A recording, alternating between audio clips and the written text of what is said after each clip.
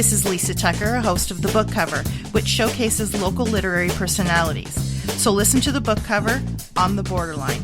And remember, don't judge a book by its cover. Hi, this is Lisa Tucker. You are listening to The Book Cover on the Borderline. And today I'm very, very excited. We are speaking with Gary and Joanie McGuffin. Welcome. Thank you, Lisa. Oh, I'm so excited to have here. you. I'm so excited to have you here. So I have to fangirl a little bit. I was working at the Water Tower in about 2000, the year 2000, and I was working in the spa as a massage therapist. And I remember walking through the halls and seeing this beautiful art on the wall. And I'm seeing the name McGuffin underneath. I'm like, oh, I wonder who this guy is, you know? And I didn't know anything about, because I was 30, because in your 20s, you don't care. And I just remember thinking, wow, this McGuffin guy is really talented. Like these photos are amazing. Like it's such art that you've taken from nature. And that was my first, and then, if I heard about you or wrote, you did a book, and because you've got, if you could see the desk right now, we've got tons of books in front of us. We've got CDs, we've got movies, we've got so many things that the McGuffins have done. But I want to start from the beginning. So first of all, happy anniversary. Oh, thank you very much. 40 years. It's impossible because you guys look 35. And it's also another anniversary from when you took, I guess, was it your first canoe trip together? We've been on canoe trips together, but that was before we were married. Don't tell anybody. Oh, you went on canoe trips before marriage? Yeah. That's terrible. I know that. That is terrible. So, tell me about the one we're celebrating, the 40-year anniversary one. So we got married 40 years ago on April 30th, and 5 days later, which would be this Friday, we were launching our canoe into the Gulf of St. Lawrence and paddling up the St. Lawrence River all the way up to the Arctic coast that we would get to 2 paddling seasons later. So we took a break halfway through the journey because of the winter. Yes. And it's really hard to believe that it's that long ago now, but wow. It was fun to get out last on Sunday and paddle down the Goulet and say, you know what, it's still fun, we're still doing this together. No kidding. Like, that's great. And that was your honeymoon? Yeah, well, Ish. you know what, people dubbed it that because we got married and then we went on a honeymoon, but I don't know what you call it, a honeymoon. Somebody asked us partway through the trip, a young person said, did you win this trip? We always thought that was so cute. Did you win it? We're like paddling every day from dawn till dusk. And no, we didn't win it. Oh my goodness. But we do work hard. Yeah. Oh yeah. And then where did have you always been a photographer, Gary? Well, not as a professional, but I can remember finishing off the last few images on my dad's rolls of Kodachrome 64 film in his Pentax Spotmatic. Yes. And I had a little tripod set up in my bedroom, and I had a little cutout in the screen of my bedroom window and I could stick that 200 millimeter telephoto lens out there, and I had a bird feeder set up out in this birch tree that my mom and dad planted when I was born. And how old would you have been? I was 6. What? So you've always been a photographer? Yeah. Yeah. You were 6 years old when you cut? Yes. Wow. And I was doing that till I don't know, I think 16. Then my dad bought me my own Pentax K1000. Oh, fancy. And the idea was, he said, if you take pictures on your journeys, you might be able to, make something of that. I said, oh, okay, well, I'll give that a shot. Wouldn't that be great? As a young person, isn't it great to think that you can make a living doing what you already love to do? Yeah, and it's so easy to. No, I won't say easy, but it's a little 35 millimeter camera. Yeah. It's not a big video production. You just have this little box in your hand, and another little bag with some lenses in it and a tripod, and it's not overly burdensome, and you don't have to set much up. Really, you're not trying to capture video shots, and you've got a great model.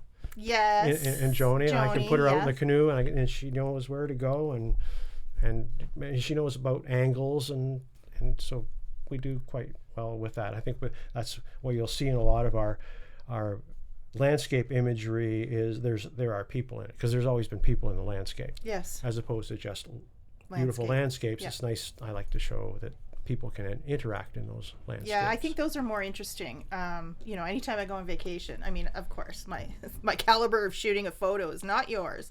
But if you're doing a photo of the ocean, how beautiful the water is or anything like that, it's nice to have a person in there because it makes it more interesting. I don't know. Well, there is a sense of scale, and I think one of the Yes. things that I love to think about these days is that, for a long time, we sort of thought, you know what, this whole planet would be better off without humanity. But I remember one day when Sela, maybe our daughter who's now 24, and this isn't that long ago, and she said, Mom, you shouldn't say that, because really for someone of my age who's got my whole life ahead of me, that's pretty depressing. And then when we started spending more time in circles and ceremonies and listening to Indigenous voices, of which there are many, many in this whole region here, you start to realize that it really isn't us that are the problem in it all. We're actually, we've been doing this for tens of thousands of millennia as a being that can exist with the waters and the lands and the wildlife. And really, when we look at ourselves and think we're just a parasite and an invasive species, it's more about that it's just the way we act. We're doing it wrong. We're doing it wrong. So I always love it, and Gary's images are beautiful, and yeah, it took a little bit of work together to get that down.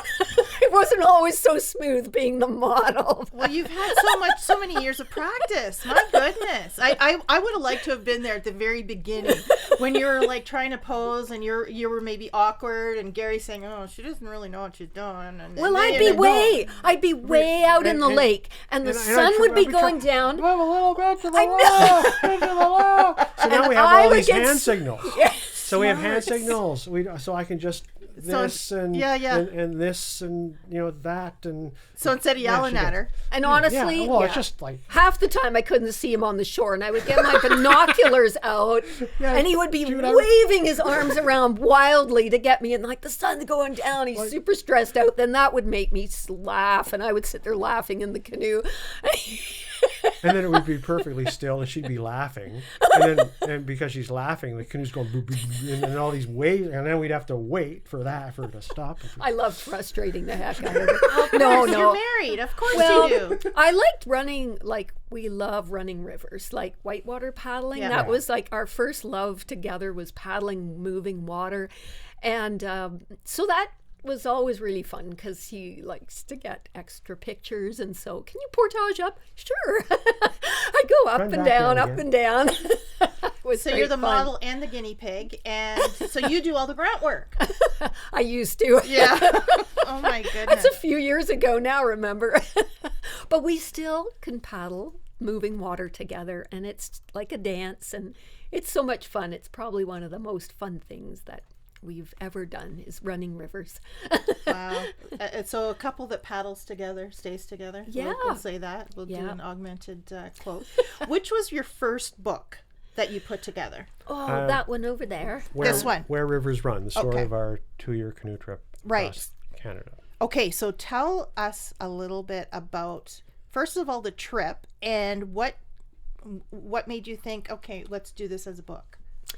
Oh, well, we did one of those trips before we got married. We walked the Appalachian Trail, and we're 4.5 months walking, average of 18 miles a day. So when you're doing something like that, and one's right behind the other, it's just like a long walk. So you got a lot of time to discuss your future.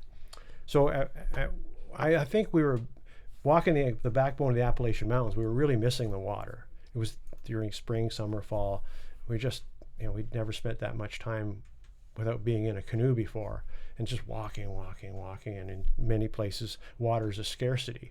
And where it is good, or where there isn't water, then you just kind of feel like you just want the water. You just need the water. Yeah. So I said, well, now we've learned so much about the the Adirondacks and the history of the Appalachians. I said to Joanie, I've always thought about paddling across Canada. And there was a book by Wayland Drew and Bruce Littlejohn called Superior, the Haunted Shore. And that was really your mom and dad's photographic coffee table book on the coffee table. Yep. When I first came to visit you and your mom, and there was this book, and it was about stories of the North Shore of Lake Superior, and we kind of talked about doing a North Shore paddling trip. I'd never been to Lake Superior before. Joanie hadn't been, but her mom and dad would go in the fall and come back with all these great stories. And I think really that's maybe how the long journey started, because we thought, well, we paddled the North Shore of Lake Superior, and we always wanted to paddle a big river to the Arctic. And Joanie had done some research on white whales with Leonie Papard, scuba diving and doing underwater photography of white whales at the mouth of the Saguenay. So we thought, man, we could tell, when we started putting all these trips together, there was almost like this necklace, like a route across the country. Mm-hmm. And that's kind of how we said, well, but we didn't really think about a book at the time. We were just... You just wanted to just share wanted to do a journey across the country. Journey. Okay, the journey came first. Yeah. Yeah. And from that, you had all these photographs. You had all these great stories. Well, the thing was, we had a major Labatt brewery sponsored our canoe trip. I was from London, Ontario, and they were the brewery they started in London, Ontario. Yeah. So I went to Labatt's and I said, I want to paddle across Canada. Would you be interested in supporting that journey? And they said yes. So did that include refreshments? That sponsorship? No refreshments? No, but the thing was, they had us down to Toronto. They hired a company to promote the journey. So this company, they went to the Toronto Star and they said, oh, these guys can write and photograph. They'll do stories for you once a week for the Toronto Star as they paddle across Canada. And then CBC came to this press release and they said, well, would you do a radio interview every week on your journey across Canada? Well, I don't know. Listen, I just want to paddle my canoe. Was there a phone somewhere? Yeah. Anyway, it all worked out that we were doing, and this is turning about learning how to photograph and how to write. Joanie was writing stories for her local newspaper, the Bracebridge Herald Gazette, my local newspaper, the London Free Press, and the Toronto Star, the national newspaper for Canada. And then I was taking these photographs and shipping rolls of film out wherever I could find a post office, and sending them to the London Free Press, and they were getting them all developed. And so primitive back then, right? When we're thinking, when you think and about trying to what find you a phone booth or right? a radio phone to call CBC Radio. Wow. I mean, so the thing was, we were sort of paving the way for a publisher to think, wow, these guys are doing national media, radio, newspaper, writing all these articles. There's a book in this story. Sure. So I mean, it's just as soon as we were back, there was publishers calling us up and saying, we want to do a book with you guys. Wow. Well, being on radio with you is just like, it's the greatest medium, right? I love it. I love it. My mom grew up, she was born in 1931, and she always talked about the radio serials her and her mom would listen to, and especially during the war. And I just think, I don't know, we've lived in some pretty remote places through our life together, and there's always this incredible radio connection that we have across this big, great, vast expanse. And now we have, I'm just I just love radio. All the imagination that people get from listening to people's voices and having them paint pictures. It was really fun. You guys should have your own radio show. I'm putting it out there. Now, okay, so you're not from our area here. How did you get to Algoma? Well, we paddled here, really. The first time we ever came here was paddling in from basically on the long journey across the land from the saltwater to saltwater. And it was July, and we were coming along the North Channel, and we came up through the locks, and we paddled up around Grow Cap, and actually Gail Russell, who still lives out there, it was her mom, Betty Russell, and I think it was Gail, we saw her out on the water in her kayak, and she waved us in, and my mom would like to meet you. We ended up camping out that night at their place. What we were doing. She said, "You're not doing that. You're not paddling across Canada." I can't believe that you You're did not- it either. It was so It was cute so because funny. We'd done a story with the local newspaper that morning, and then we'd done, CBC had come out, so we knew at some point CBC there was going to be something on the television, and it was just uncanny. We walk up, and we're at Gail's, and their mom's there, and she's questioning us. This isn't real. You guys really aren't paddling across Canada. And then she's got the TV on, And there you are. and there we are on TV, and she just, and then the newspaper arrives, and there we are on the front page of the Sioux Star. Oh my It was gosh. just hilarious. So she believed it It then. was just hilarious. Oh It my was God, so great. everything It was happened just perfect. at It the was so perfect- funny. See, And that then would have been we were great. like, so we were friends. You're still friends. immediately. Yeah, And yeah. Gail was working on other books. We would, when we were doing the Lake Superior book, we didn't live here then. We'd come up and we'd stay with them, and we'd do journeys, and yeah. we had a beautiful opening down our renaming of the Bobby Bennett Memorial Park down at Prince Township. But Gail and a few folks down there were instrumental in getting that park renamed last summer. And it's one of our Lake Superior Watershed Conservancy water trail access points for the Trans-Canada Trail. So we've had like this great connection with that piece at the headwaters to Lake Superior. And it is pretty cool to know that we came here for the first time paddling a canoe.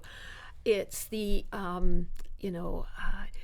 it's the beautiful Anishinaabe migration route coming in from the salt water, and that connection to this largest freshwater lake on the planet was it was the place that people were most scared for us. It wasn't the Arctic, it wasn't the Atlantic, it was Lake Superior. Really? And today is a good day to remember the Edmund Fitzgerald and the sinking, and the It's a wonderful good musician day. who we've lost. So Yes. Gordon Lightfoot's song there, I think, sort of struck terror in the hearts of folks who called us up the day before we even left on the trip and said, "Are you sure you want to do Yeah. this? You don't want to paddle on Lake Superior." So we paddled that route around the North Shore, getting up in the morning at like 4 o'clock in the morning, just paddle.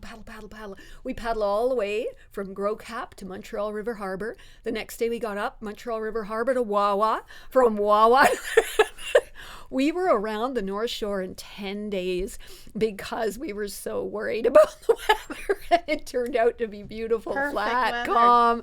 For most of it, we had a couple of like windy, stormy days, but otherwise. And so we said, we got to come back, because I swear it was just a blur to me. I think I was sleeping paddling in the front of the canoe. Oh my! I can't imagine your shoulders and your neck and your. I can barely get in and out of the car, and you guys are paddling with using your arms for motor. Yeah, That's well, crazy. There is a lot to be said. We were talking with someone the other day, and of course, people for tens of thousands of years walking and paddling and moving on the land. We are capable as beings to do that. And we can go a long way in a canoe or even a kayak, but a canoe is amazing. And we just knew like that you can just go a long way. And the waters were laid here by the ice so long ago, and they're navigable, upstream and downstream across the lakes and rivers. Really, in that whole 6,000 miles, 10,000 kilometers, only like 60 miles of it was actually not navigable, not because there wasn't water, but just because there was waterfalls or, rapids or whatever. We had to walk around it. But those were the old trails, and trails that had been there for thousands of years, which is such a cool connection to the land. There's nothing like it. The human indigenous ingenuity that came up with the fashioning of birch bark trees into canoes that you can take for thousands of miles, put hundreds of pounds of gear in them, and sew them up with black spruce root, and use the gum of the from the materials from the trees to seal those seams. And the fact that, people are still around today with that wisdom and knowledge to be able to build those watercraft. Ours wasn't a birch bark canoe, but having paddled one, Gary and I know what a beautiful watercraft. But, it's such... And there was no instruction manual back then. Nobody to say, oh, if you use this gum, it would help keep it water. They just, they figured it out on their own. Well, and so looking at, as we have been, when we spent more time looking at the land and watching and learning, we learned a lot of things about how life goes, whether it's the foods we eat or different things. And I think that that's one of the things we forget too, is that so much knowledge that was passed down from generation to generation, so much of that we found out in the last, amount of time. The last few hundred years have been pretty brutal in the loss of Indigenous people around this entire planet, and they hold in their nations, their territories, 80% of the biodiversity left on this planet. And it's been one of the great gifts to live on this landscape, is that we do paddle into these beautiful homelands of Indigenous nations who've cared for these lands for a long time, and also the homes of all these incredible, whether it's the insects or the birds or the animals. And when you're paddling a canoe, you're just paddling into the lives of all these life forms. And whether you come around a bend on the river and there's a moose and his calf, or a caribou along the shoreline, or whatever it might be, there's kind of that flow of life that's what I think we've kind of forgotten. And we live a lot on flat screens now, where so many people are disconnected from the use of our bodies as sensory beings with the places that we go. So we get out on we do the same way. We spend a lot of time on flat screens too. Of course. But it's just the way life goes. But it was so much fun getting out, on it's any small time we get out on the water now seems beautiful.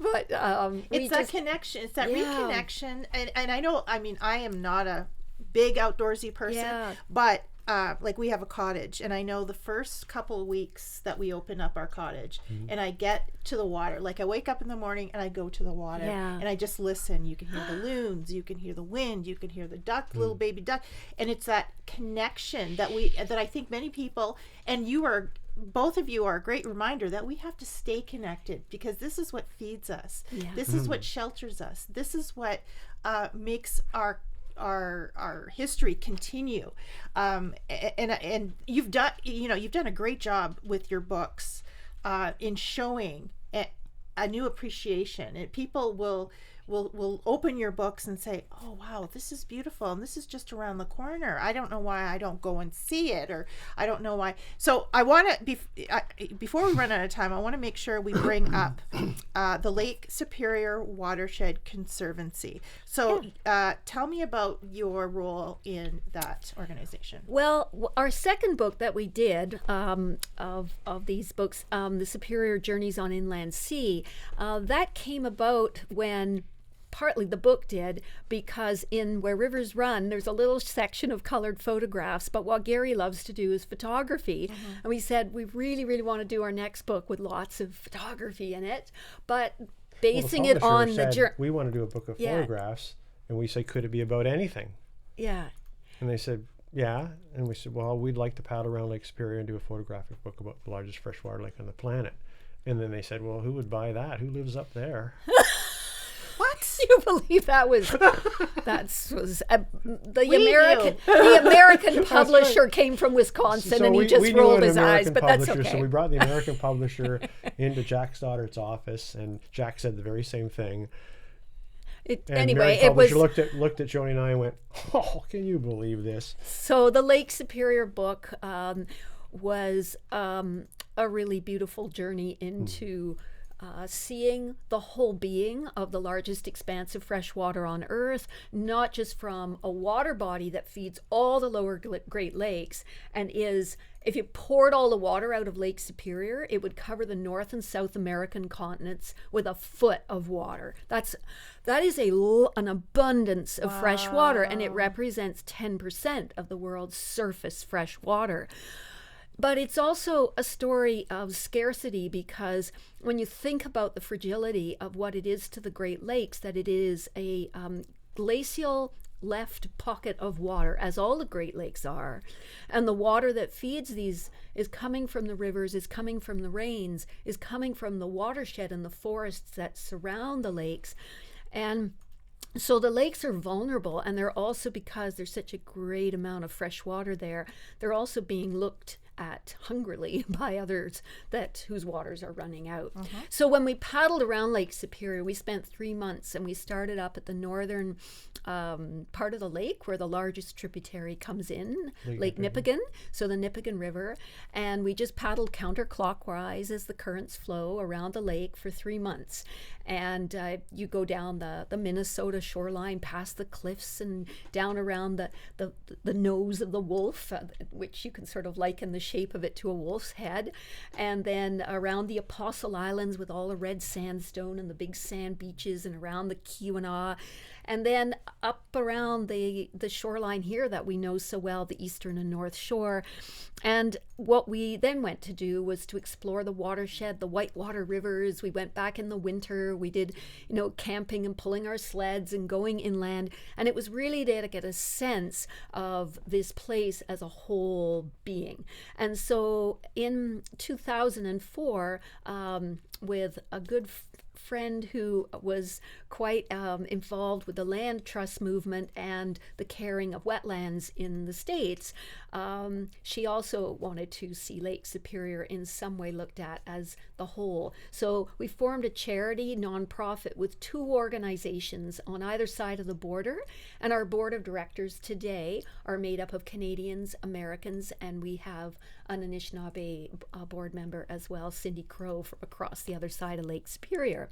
So we are trying to do a lot more Indigenous-led conservation work today, whether it's bringing traditional ecological knowledge into the Western science world, which we're doing at one of our wetland preserves on Cooley Bay, Chiwekwedon, or it's work around what is the land trust movement. It's a very colonial structure of land ownership, and really the conversation now is about land back. As I started the conversation with Indigenous nations around the world, 80% of biodiversity is held within their territories because they've known how to do this for a very, very long time, and we have a ton to learn and relearn again.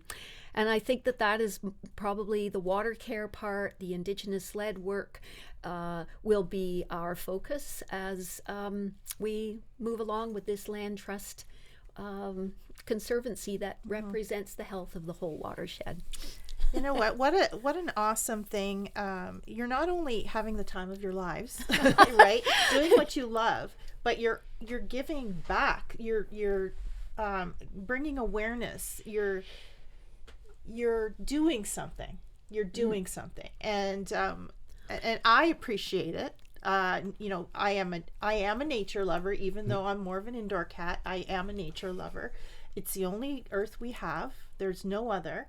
Like we said earlier, we've been doing it wrong, and you're showing how to do it right. Well, we too are mothers. Yes. And so that's the greatest journey of my life, was becoming a mother. And then because of our confidence in being on the water and traveling on the land, to be able to bring Sela along from even being just like a few days old and heading out in the canoe and having her grow up with the ability to be immersed in this landscape with all the sounds and feelings. And experiences of the natural world. And at 24 today, she's super happy doing the work she's doing. She's living down in Ottawa, but she has a deep abiding love for this landscape here. And when she comes home, like coming home, Yeah. going to the Great Lake, being on the waterways. And I just really, for the rest of our lives, that's what we hope to do, is to be able to give young people more hope in not an ephemeral kind of, hopeful way, but that work, waking up in the morning, feeling that things that you can do to actually help this beautiful home planet of ours comes from loving the water, loving the land, loving all the living beings in this space, so that we don't feel so alone, which is where I feel there's a lot of hopelessness out there amongst young people. And I just want to spend time helping them to feel more engaged and to do good work to care for this beautiful home that we have. I love it. I love it. Okay, so we haven't done much talk about the books because there's so much else to talk about. But your books are available at themcguffins.ca, and that's MC, not MAC. And then if people are interested in learning more about the Superior Conservancy, the Watershed Conservancy, you can go to superiorconservancy.org. Now, where can people get your books here in town? Well, the Water Tower Inn, Algoma's Water Yes. Tower Inn, they have their gift store there. Yep. The art gallery often doesn't have all of them, but I don't know who else is carrying The them. Artesian. Of course, the Artesian carries them. Sorry. Yeah. Where's that? The Artesian, 514 Queen Street. Oh, yes. The Bush And they Plane have all Museum. and the Bush Plane. And they the carry them. bookstore actually has Yeah, copies that's of the right. book They too, do. the actual Yeah. Oh, Coles, like So- in the station Mall. And so I mean, we've done everything from these photographic books to our illustrated paddling books for canoeing and kayaking, and I think the Gary's Algoma most book, recent that's available Algoma. at the museum Yeah, as well. Brian's been getting that Good. book out. great. Yes, great. you have a very good relationship with Brian Davies from Tagona Press, local publishing. Yes. And I think, it's a match made in heaven, really. I mean, just like you two are. Like, I can't believe how, what a great thing that you two found each other in this life. Yeah. And what you're doing, like, it's a beautiful thing. I love to see it. I love to see that. Well, thank you so much. We've gone over, and I apologize if people are timing this for 30 minutes, but we've gone over because I don't really give a crap about the time because I wanted to talk to you guys. Thank you so much for coming to talk with me. I hope this is not going to be your only visit. Joanie and Gary McGuffin, authors, conservationists, explorers, photographers, writers, what else? Parents. Don't forget the parent part. Thank you so much for coming and joining us on the book cover. Thanks for having us, Lisa. Thank you, It's been Lisa. It fun. was beautiful. Thank you. You've been listening to The Book Cover. I'm Lisa Tucker. I've been sitting here with Joanie and Gary McGuffin, and you've been listening on The Borderline. And remember, don't judge a book by its cover. Hi, I'm Gary, And I'm Joanie. and we are the McGuffins. We're authors, Explorers adventurers, and photographers. and we listen to The Book Cover with Lisa Tucker on The Borderline. And you should too.